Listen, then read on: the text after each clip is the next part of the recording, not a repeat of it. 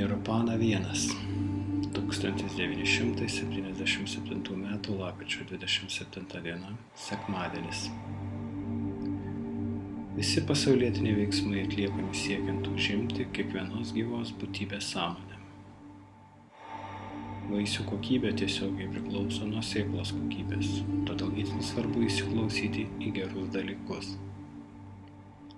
Tai, kas matoma, tai yra paties reginčiojo sąmonės atspindys. Tas, kuris suvokia, tu kaip sąmonė ir tai, kas yra suvokiama, pasireiškęs visatos pasaulis. Nėra du skirtingi dalykai, jie yra viena ir tas pats. Erdvė egzistuoja mumyse. Protas neturi nei gimimo, nei mirties. Protas reiškia kalbą, mintis. Jis nurimsta, kai sustoja žodžių tėkmė. Erdvėje atsiranda žodis, per žodį ateina protas, o tavo elgesys priklauso nuo tavo proto. Šioje perspektyvoje pirmasis garsinis žodis yra Om, simbolizuojantis pasireiškimą, pradinę vibraciją. Protas formuojamas iš ten esančių žodžių. Iš tikrųjų, tu nesi veikėjas. Tu dėvi drabužius, tačiau nesakai, aš esu drabužiai. Panašiai išmok sakyti, aš nesu kūnas. Tavo prigimtis kaip erdvės. Šiame pasisakyme Maharadžas ragina mus sugrįžti prie savo šaltinio. Ryte nubudus, pirmiausia pasirodo pirmapradė sąmonė. Tiesiog būties pajautimas. Po kelių akimirkų ši sėkla išsiplečia ir atsiranda erdvė. Toje erdvėje viskas tampa matoma, įskaitant ir mūsų kūną. Taip kasdien vyksta nuo pat vaikystės ir nuo to laiko mes susitapatinome su kūnu. Šis gilus įspūdis negali būti pašalintas be apšviesto mokytojo pagalbos. Mokytas ragina mus atsigręžti į vidų sakydamas, aš nesu kūnas, aš esu sąmonė kūno viduje. Antroji Nirupana. 1977 m. gruodžio 1 diena, ketvirtadienis. Brahmanas, pasireiškimas, yra amžinas. Tačiau net ir sąvoka aš esu viešpats Višnus neišlieka. Ką tai reiškia? Ar prasmę galima suprasti tik per asketizmą? Maharadžas pabrėžia, kad Višnus gali būti aukščiausiasis, bet kai jis miega, jis pamiršta viską, įskaitant ir savo vardą. Kol žmogus laiko save kūnu, net jei jis yra įsikūnijimas, jis negali išlikti tikroje savo būties būsenoje. Atminkite, kad tai, kas girdima, yra meditacija. Tai, kas vaikystėje atrodė tiesa, buvo tiesa. Tai, kas jaunystėje atrodė tiesa, taip pat buvo tiesa.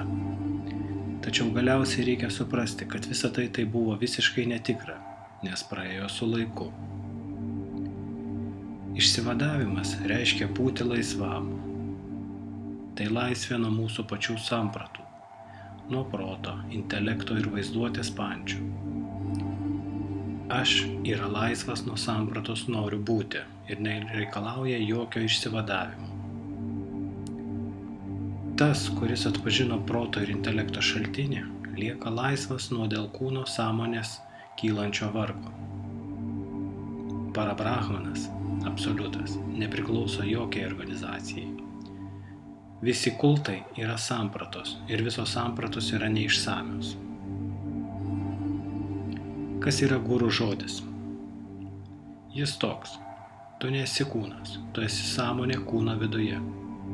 Laikykitės šios tiesos. Laikas baigsis, bet tu niekada nesibaigsi. Tas, kuris sako, aš esu kūnas, niekada to nesupras.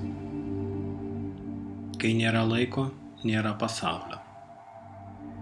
Šis laikas nėra matuojamas laikrodžio. Maharadžas sako, kad laikas prasideda gimus asmeniui. Tai ne vaikas, o gimimo laikas. Taigi pasaulis egzistuoja tol, kol tu esi. Tu žinai, kad tu esi. Tai yra kančia. Sąmoningumas kūne yra priežastis, kodėl viskas matoma. Šis subtilus savęs buvimo pojūtis yra guru. visada tai prisimink. Tai yra meditacija. Net jei gryna būties prasmė nėra sąmoningai laikoma prote, ji visada ten.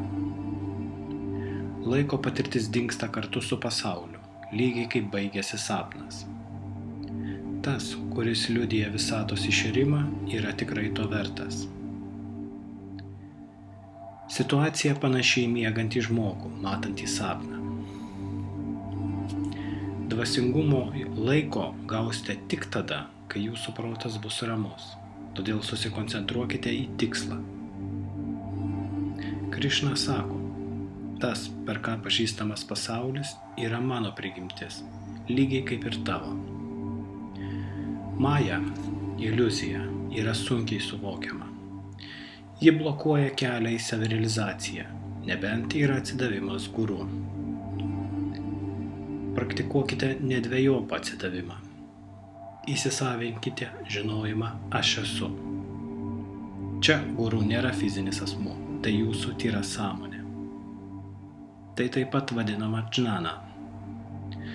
Dažniausia majos prasmė yra apgaulė. Pati giliausia iliuzija yra jūsų pirmapradė tapatinimosi su kūnu sąmonė. Laikydamiesi guru žodžio, augsite dvasiškai ir būsite laimingi taip pat ir buityje. Sakoma, kad yra 3 gunos, savybės. Tikrovėje egzistuoja tik viena guna, satva guna, tai yra sąmonė. Kai ji imasi veiklos, tai yra radža guna. Kai ji pasiekia užbaigtumą, tai yra tama guna. Šių gunų buvimas pažįstamas per pasaulietinius reikalus.